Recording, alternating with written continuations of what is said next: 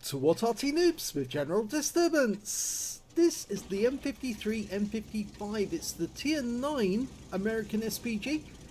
It's located on the south spawn of Prokhorovka and it's under the command of Cursed by Design. Now this is actually quite a good map for this Arty. I've had many games, good games, playing this one. Especially with the 18-inch howitzer. Now, as you know, this is the M53 M55. It's based on the M47, the Patton tank. It just depends on which year that the Arty was produced as to which hull it actually managed to get. Some were actually early models, but a lot of them were late models, which were M47s rather than M46s and the like. So they had all the bells and whistles. Now, Cursed by Design did knock that tree down, and that could have been spotted by the enemy Arty if they were looking close enough.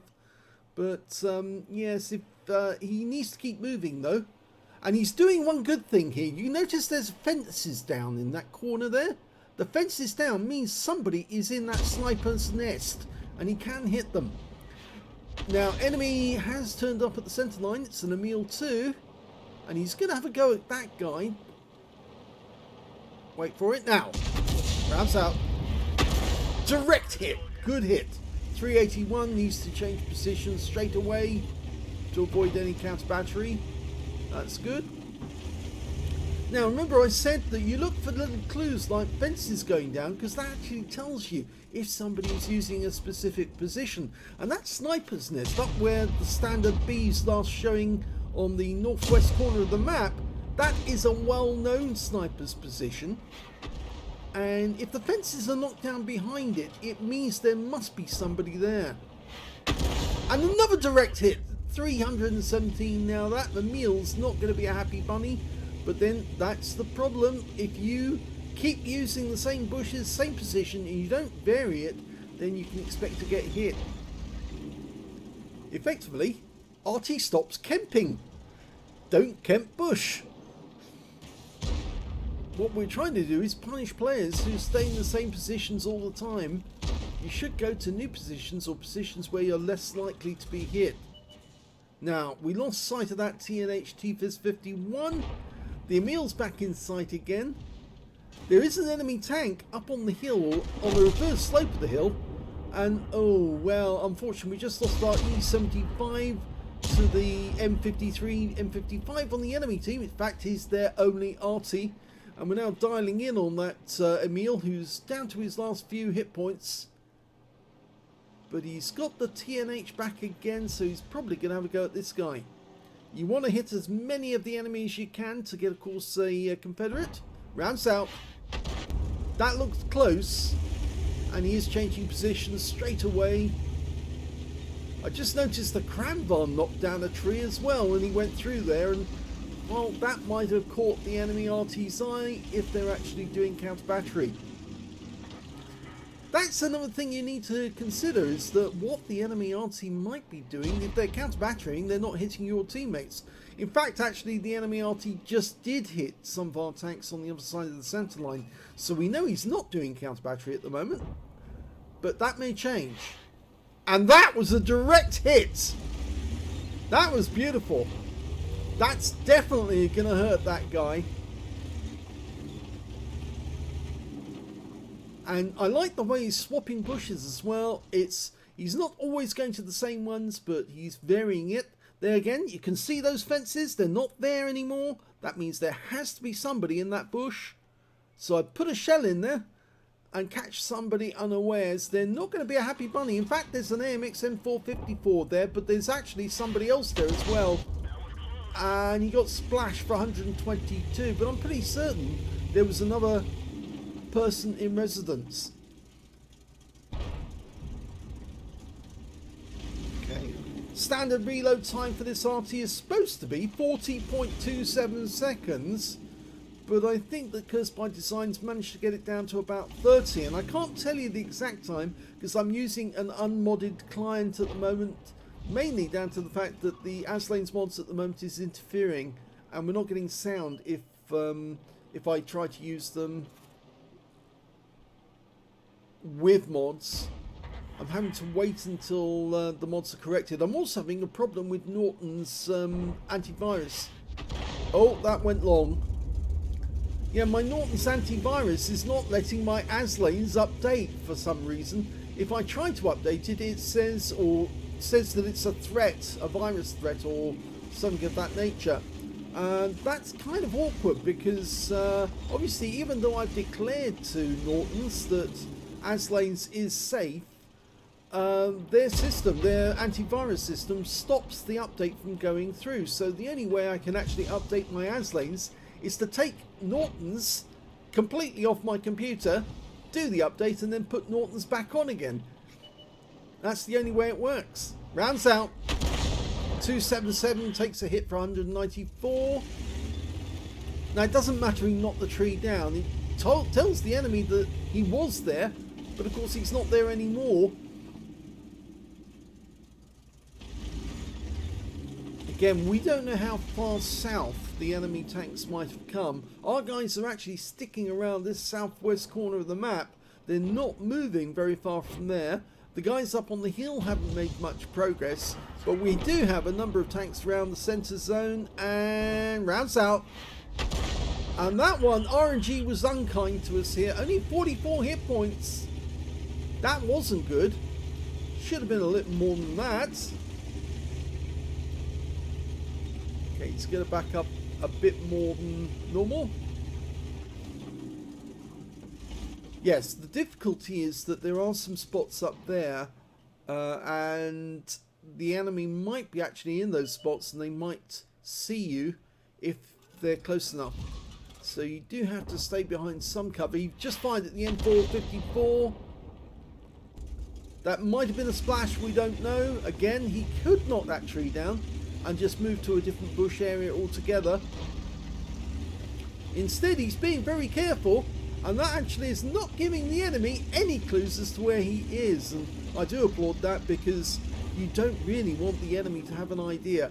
And notice something else that he's doing. He's centering his arc after he's positioned himself so that he's got a maximum distance either side that he can change his aim without getting reticule bloom. Again, that's critical for a good Arty player, because look, he can now hit that TNH if he wants to without getting a huge amount of reticule bloom, and it worked.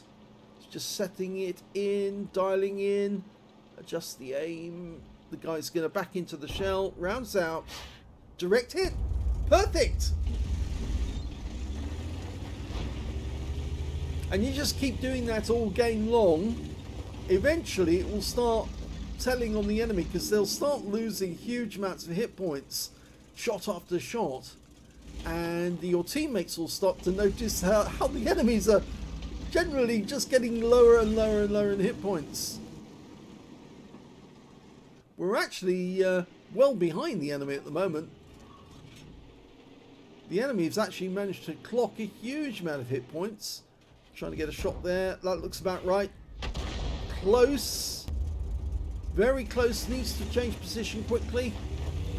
The enemy Arty just fired anyway, but he obviously might be watching. You never know. Of course, he's not the only one that might be watching. You see, there might be an enemy tank out there that saw Tracer come out of a bush, and he might actually point to it and let the enemy Arty have a go. TNH T-Viz 51's come up to the centre line again. Just line him up ahead of his path. He stopped. Okay, aim ahead of him. He's going to pull forward to take a shot. Rounds out. Well, he felt that one for 388. Even though that was a close rather than a hit, it actually did do more damage than sometimes he does with a hit.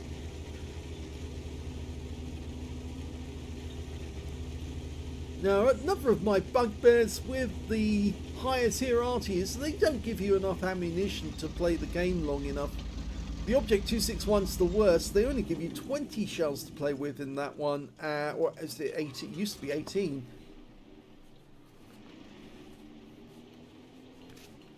Of course, with the M53, M55, it is only 20 rounds for the 8-inch howitzer.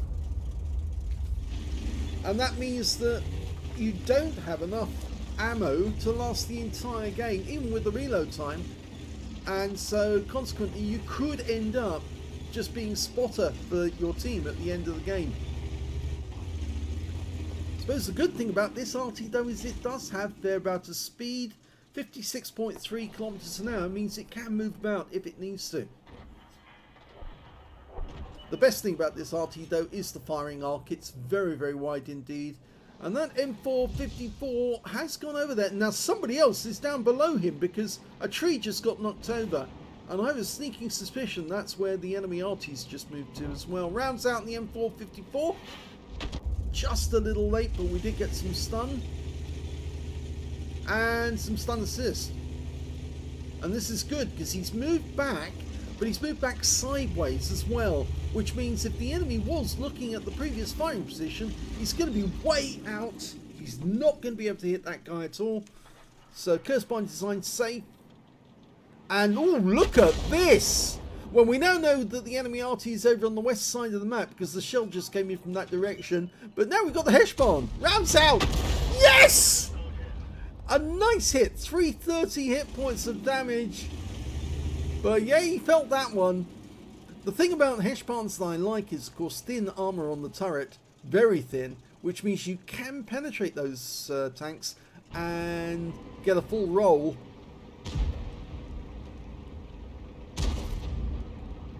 There's some vehicles, when I see them on the battlefield, I think, yes, yummy, I want to see that because that's the sort of vehicle I like to kill. And he's tracking this one to get a leading shot. He's lined up. Rounds out. It landed close to him. Didn't seem to do any damage though. But it did land close.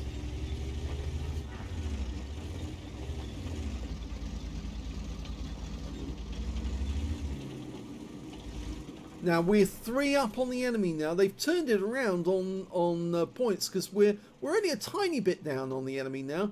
So some of our teammates do appear to have been trying to take shots at enemy tanks, and some of them have actually got some stun assists for us. But now let's see if any of these guys come up to the center line. TNH does. Curse by Design's ready. Rounds out. Yep, and that tracked him. Now hopefully we'll get some damage assist off that one. No, our teammates didn't decide to go up to the centre line, take advantage. Again, this is another reason why you should be using your T key. You hit the T key over the target to actually say, yes, that's the one I'm going to go for next. To let all your teammates know what they should be focusing on. Curse by Design's now using the improved HE, not the standard HE with stun. So he's not going to get any stun. But he is going to get better damage off the enemy now. And that TNH has just come up to the centre line again.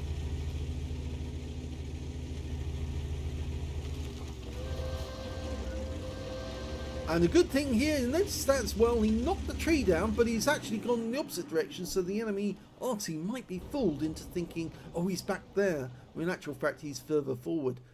Nice bit of thinking. You can, you know, dummy somebody with that sort of thing. TNH. Let's see if we can put a round into him.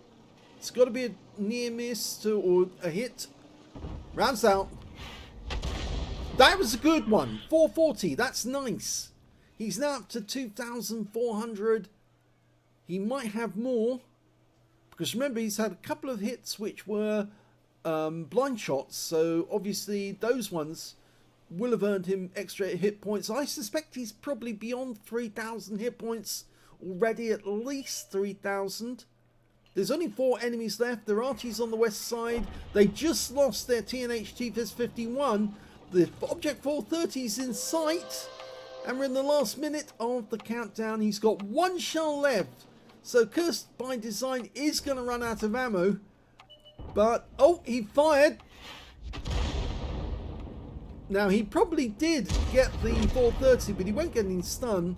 And the enemy Arty has just got taken out by our standard B, but it looks like everyone's piling in now to get the kills, because they know the game is about to end. Oh, we just lost our 277. There's the 430, but Cursed by Design hasn't got any rounds left. That's where you hit the reload key and tells everyone you're empty. No more help available. And that's it. Game over. They got the victory.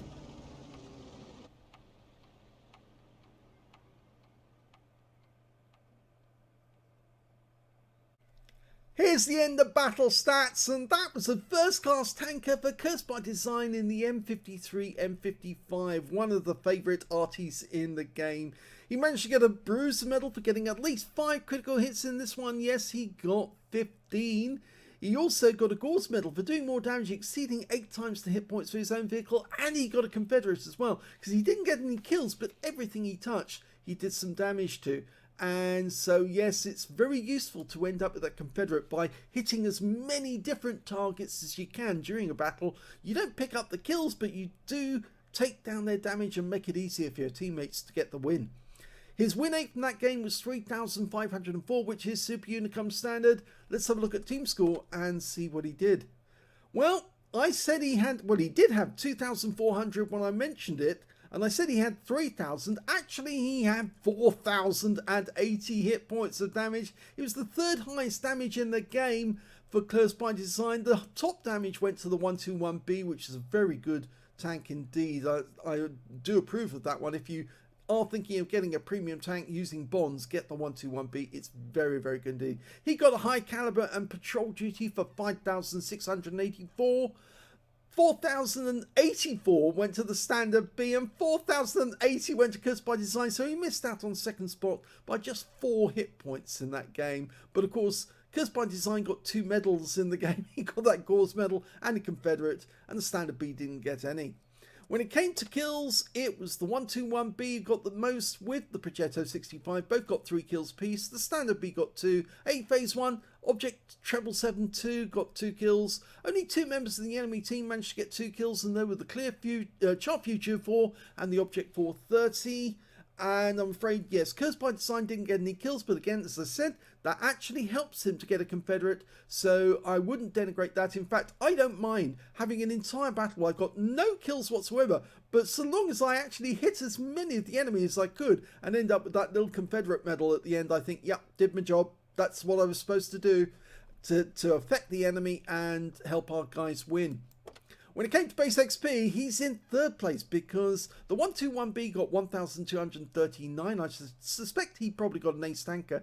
1,140 went to the standard B, and 967 went to Cursed by Design. So he wasn't that far behind the other guys, even though he actually had less damage. The standard B, obviously, being a tier 9, he was hitting higher tier opponents, and that's why he ended up with more XP by the end of the game. Let's have a look at detail. He fired 20 shots, all of his ammo gone. As I said, ran out of ammo. The thing is that these Artys aren't given enough ammo. They would have a supply truck, so really they should not be restricting Arty, any of the Arty really for that matter, in the game, because they would always have supply trucks ready and available with spare ammunition to enable them to keep playing the game. I think they restrict the number of shells actually to make it harder for Arty to win. 6 direct hits on the enemy, no penetrations, but 20 splash. So he got a splash off everything that he fired. 4,080 hit points of damage, all of it at more than 300 meters. Actually, I should correct that because he didn't get a splash. I didn't guarantee that he got a splash off everything. Sometimes he might have splashed 2 tanks at the same time, but he made the best use of the ammunition that he did have. Anyway, shall we say it that way? He damaged 8 of the enemy, didn't get any kills, but got 770 hit points of stun assist of 15 stuns. He earned 50,172 credits from the game, 50,000 for mission completion, 100,172 altogether, and after ammunition resupply took away 60,572 credits profit. He got 55 bonds out of that game, so he must have had a mission completion at some point. And he got 1,450 XP times 2 for the first victory, 2,901 experience points altogether. Let's have a quick look at armor and modules. Again, we've covered this before, but it does actually help to remind people. This is basically a Patton tank without the armour. They've actually taken most of the armour off when they transferred it over to actually manufacture an Arty out of a Patton tank. You can see that the front plate is actually only 25.4mm, but you're not getting much more than that in effective armour. It's basically the rear of the Patton tank. But everything else on this vehicle is just there to stop bullets and shell splinters from damaging the parts. You can see here it's only 12.7mm on the engine cover, on the engine sides, the sides of the turret, even the rear of the turret 12.7. So there's nothing on this tank apart from the tracks, or the gun barrel, which should actually stop anything more than 50mm of pen. So yes, it's very vulnerable to fire, the M53, M55. Let's have a look at the modules. Again, as we've seen before, it's basically a heavy tank in reverse. So the engine's up front with the transmission, fuel tanks either side of the engine in the front of the vehicle. And again, very little armour on that, so you can easily damage the engine. At the back of the vehicle, we've got two ammo racks, both sides of the cabin, with the loaders working in between them. As you can see here, I'm spinning it around. Let's turn the vehicle around. We've got the driver actually into the cabin. He's actually up the up top. He's very high, and he's got a hatch that he can actually look through. But if he's not looking through the hatch, there are viewports there where he can actually see through as he's driving this huge beast, and it is very tall. So he's very, very high up above the ground. He can see a lot of what's going on. There's two gunners, one for azimuth, the other one working for elevation, and the TC has got his own little cupola on the other side of the vehicle, and he's got the radio behind him. He's directing what the gunners are doing and the loaders, as in fact they do in modern day artillery. The TC is actually in a nice commanding position, telling his crew what he wants done next. And yeah, so that's where all the modules are in the M53, M55. I hope you enjoyed that game. It was almost the full 15 minutes. Yeah, 14 minutes, 46 seconds. They only had 16 seconds left to win the game right at the end. But you got the full 15 minutes almost of battle. And, well, Gus did his best. I mean, he used all of his ammo up. He maximised the damage he could do to the enemy. He ended up with 2 medals out of it, which shows that, yes, if you keep punching away, you keep trying to make your shots accurate. He was very fastidious about making sure that he moved to a new firing position to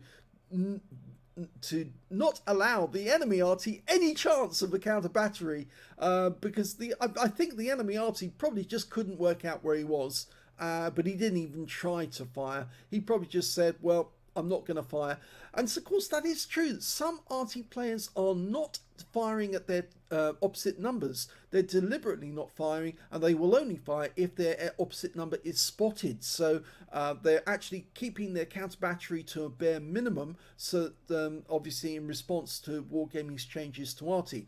Of course, from my perspective, if a tracer is spotted, if you see a tracer, that means effectively, even though you haven't actually seen the enemy vehicle, you've actually had a clue where he is, and therefore it is incumbent upon that player to actually relocate and make sure that he is not in the same space twice. And Curse by Design did that perfectly. He makes sure that that enemy couldn't get a chance to counter battery even if he tried. And so yes, that's perfect Arty play. Very good indeed. If you enjoyed that replay, please give it a like. Do subscribe to our channel. Leave a little comment down below because it feeds the algorithm. And of course, please do remember to watch as many of our videos as you can, because by watching our videos, you're actually helping send revenue to the revenue from the channel to the Red Cross Ukraine appeal, so we can help the refugees coming out of the war. The more videos you watch, the more help you send. Thanks for watching.